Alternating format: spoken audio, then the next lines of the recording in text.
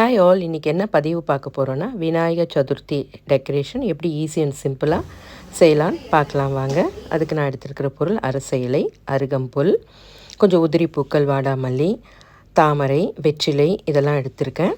ஒரு thermocol board எடுத்திருக்கேன். அந்த போர்டில் அரச இலையை ஒன்று பின்னாடி ஒன்று, போர்டு தெரியாத அளவுக்கு கொஞ்சம் நெருக்கமாக ஒன்று பின்னாடி ஒன்று வச்சுட்டு வரலாம்.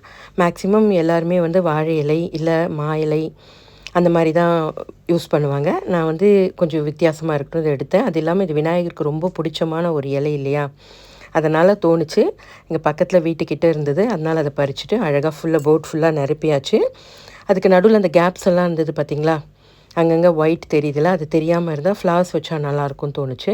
அதுக்கு லோட்டஸ் இதழ்களை எடுத்துகிட்டு அதில் அந்த வாடாமல்லி பூக்களை எடுத்து அந்த எங்கெங்கே கேப் தெரியுதோ ஒன்று பின்னாடி ஒன்று அதை அழகாக கொஞ்சம் கொஞ்சமாக குத்தி எடுத்துட்டோம். கொஞ்சம் நிதானமாக பண்ணால் அழகாக இருக்குது பாருங்கள்.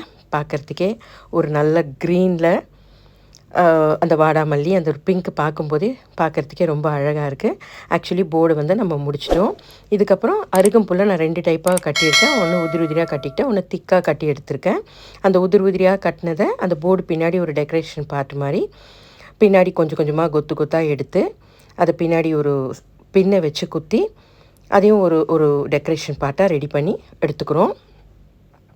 கொஞ்சம் நிதானமாக பண்ணணும் பாருங்கள். ஒரு அழகாக ஒரு மனையை செட் பண்ணிவிட்டேன். மனை பின்னாடி அதை வச்சாச்சு. அந்த மனை மேலே நம்ம திக்காக கட்டின அருகம்புல்லை வச்சுட்டு ஒரு மனையை, அதுக்கு மேலே ஒரு மனையை வச்சு அதில் எருக்கம் இலையும் வச்சுருக்கேன். அருகம்புல் ரொம்ப விநாயகருக்கு விசேஷமான ஒரு விஷயம். நம்ம வாழ்க்கையில் எல்லா பாதுகாப்பும் ஒரு நல்ல விஷயம்.